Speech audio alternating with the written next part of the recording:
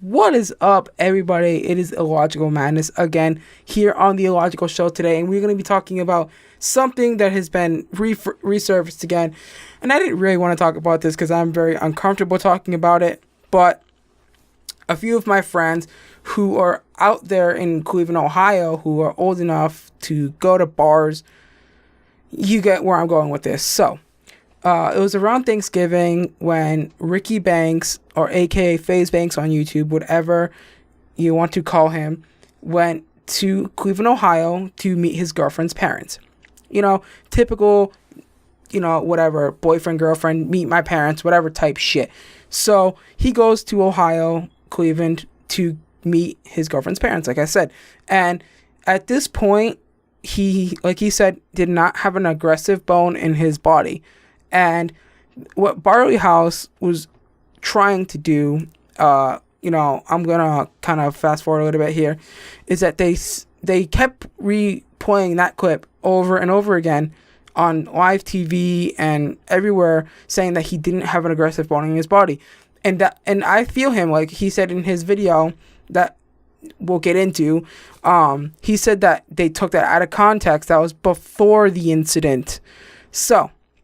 Let's backtrack way before. So he pays money to go see his parents, right? Her parents in Cleveland, Ohio. That has nothing to do with it, but we'll just add it in, right? For more juice to the story. So he flies out, him and her, by the way, and that is probably $600 each, plus, depending on what they fly in. So we'll say roughly around $1,200. But like I said, that doesn't matter. So they're in Cleveland, Ohio now. Meeting Alissa's parents. It's Thanksgiving. They're trying to have, I don't think it was Thanksgiving, but it's around Thanksgiving, and they're trying to have a good time, just having a really good time vibing and stuff like that, right? Getting along, meeting and just meeting for the first time, you know what it's like to do that, right? For those of you who know what it's like. So, okay, so they go to the Barley House, right? They spend around or over $1,000. And it's coming to the end of the night. So Ricky Banks is downstairs in a restricted VIP, whatever area, next to the bathrooms, waiting for Maria and Alissa Violet, right? So let me tell you guys that he was allowed to be down there. He had permission to be down there. And this bouncer wants to be a dickhead and start all these problems. Honestly, this could have been avoided so easily, but just Ricky Banks' luck is not lucky, I guess.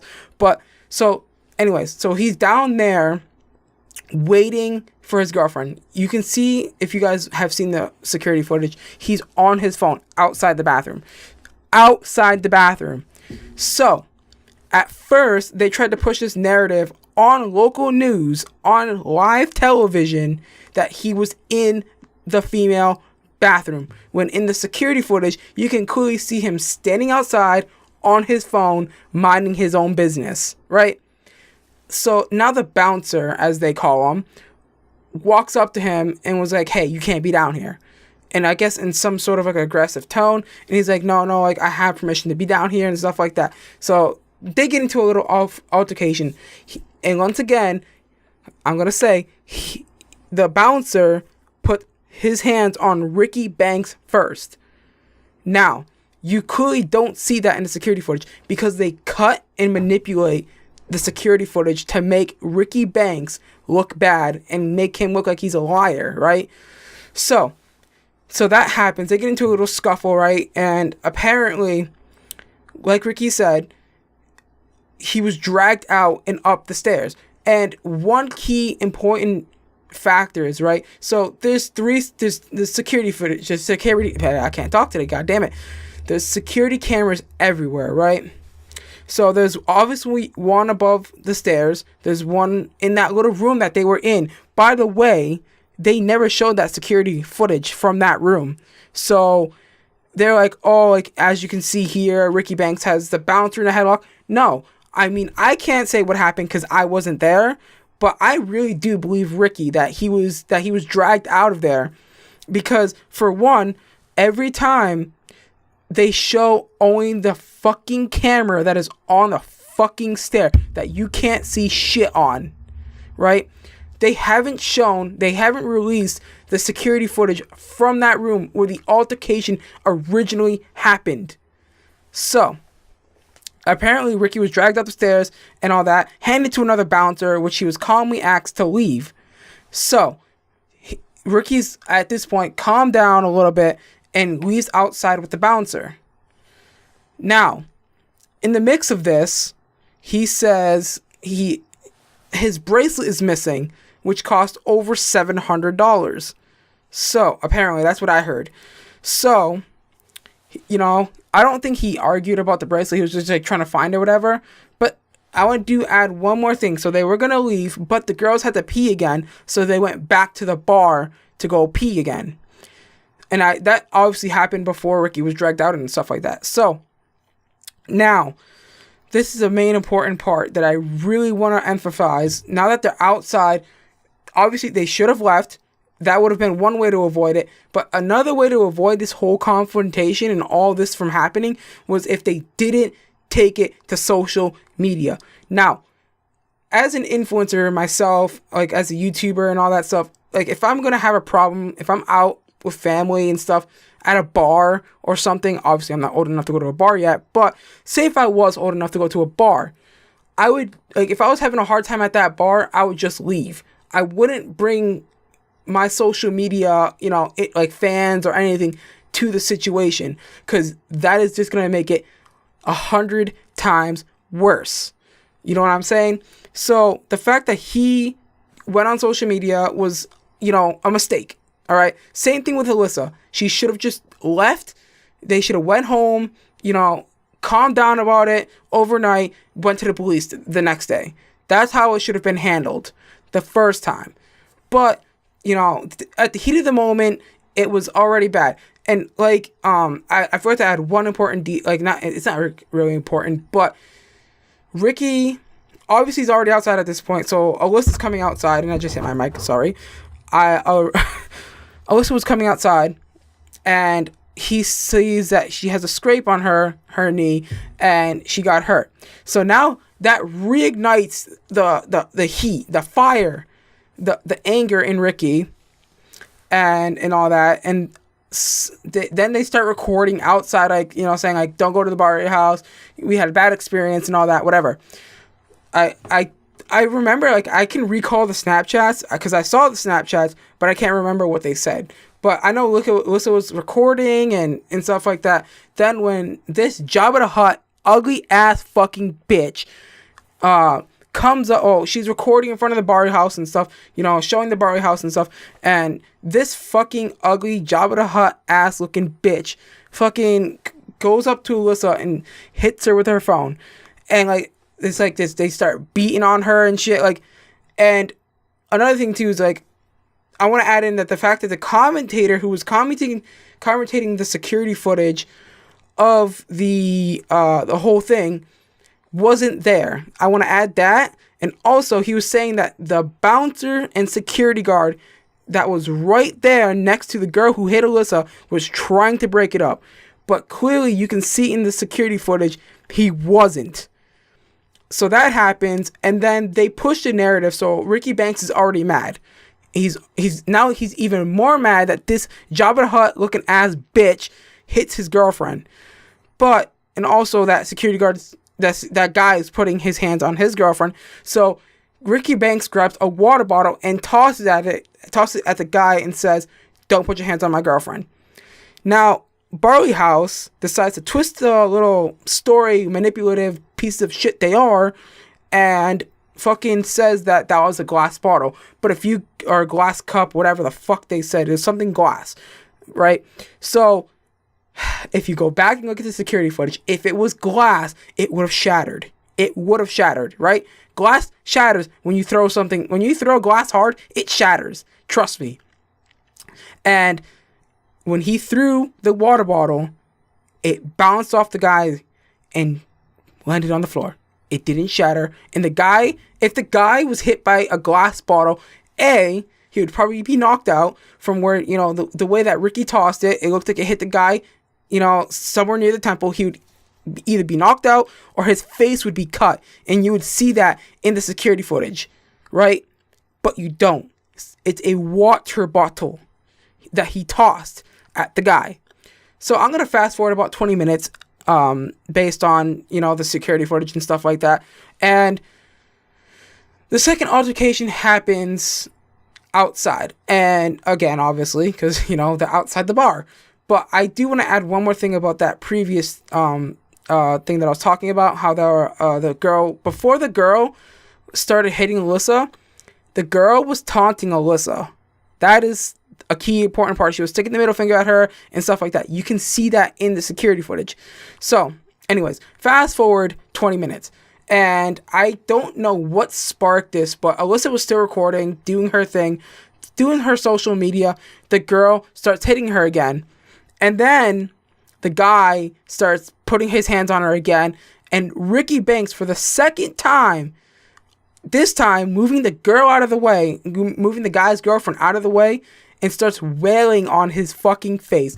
And pray the Lord, thank God he did. Because what that guy did was so uncalled for. You never put your hands on a woman.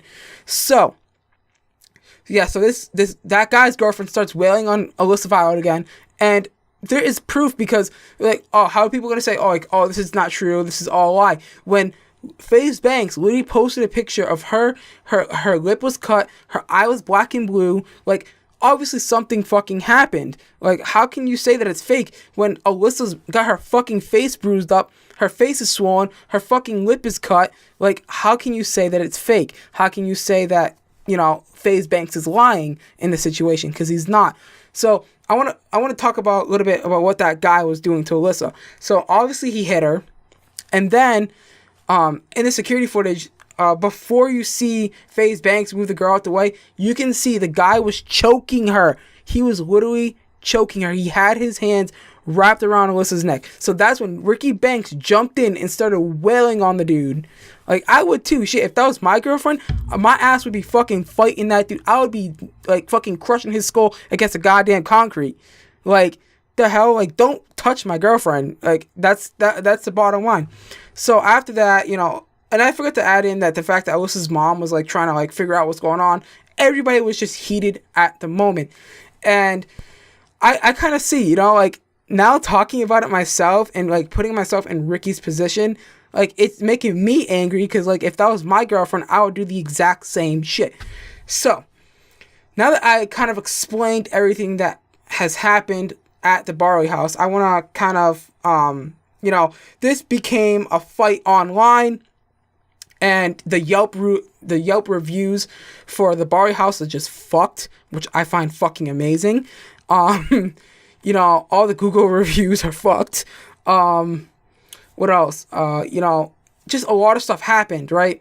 So now it's at the point where it's gotten to legal stuff. They're battling it out in court, and I actually pulled up court documents because you can get them. It's public. And the Barley house is suing for $175,000, apparently. Now, I just don't understand. Okay, you both are in the wrong. What your staff didn't protect any of the party. The staff, I can't say that, but I guess in the situation, they're both wrong, right? And security should have stepped in. Actual security should have stepped in. And was hey, break these two, put these, separate these two, and just, that's my thing. Security should have been better. Also, FaZe Banks should have never put it on social media.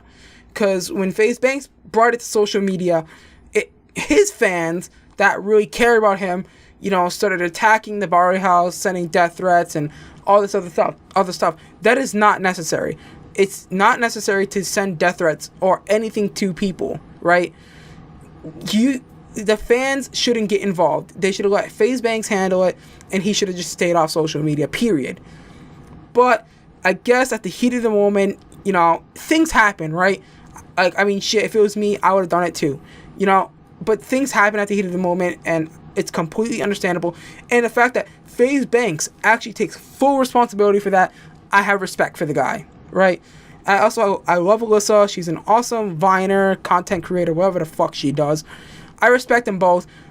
I obviously don't respect the Barley House because, like, I don't know. The way the whole situation was handled, you know, security should have been better and all that stuff. And the only reason why I'm telling this is because I've had friends who have, you know, saw this story about FaZe Banks and the Barley House, and they're like, yo, you need to do this for us. Come out and talk about the Barley House on your show. Like, it's important to us that you know, that it would be awesome if you do that. It's, like, important to them. Because not only, it's not a perfect establishment. I get it. No business, no restaurant, no bar, no strip club, no whatever the fuck isn't going to be perfect, right? So, like, I understand why my friends who wanted me to do this story want to talk about it, and they've had bad experiences with Barley House. They've told me a lot, like a lot of their experiences. I don't know if they want me to tell, because just in case if the Barley House does come at me, you know, I guess they just wanted me to let you guys know, the ones who are listening to this show, that they've had bad experiences with Barley House. So, yeah, so Barley House is suing for $175,000. Now, I feel like this is right, but it's wrong at the same time. Now, from what I've heard, based on other people who reported on this, is that the Barley House the court made FaZe Banks tell, basically how much money he makes. And that is extremely, extremely bad. I feel like that should have never been brought up in the courthouse, period.